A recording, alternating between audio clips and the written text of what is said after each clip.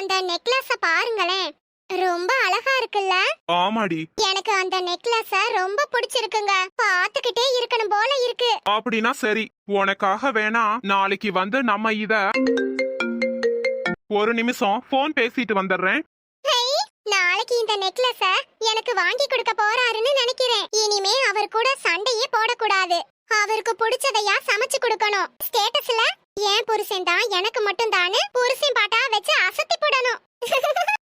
நம்ம என்ன பேசிக்கிட்டு இருந்தோம்? அது வாங்க, இந்த நெக்லஸ் எனக்கு ரொம்ப பிடிச்சிருக்குன்னு சொன்னேன். அதுக்கு நீங்க நாளைக்கு வந்து இத அப்படின்னு ஏதோ சொல்ல வந்தீங்க. உனக்கு இந்த நெக்லஸ் ரொம்ப பிடிச்சிருக்குல்ல, அதனால நாளைக்கு வந்து இந்த நெக்லஸ மறுபடியும் பாத்துட்டு போலான்னு சொல்ல வந்தேன்.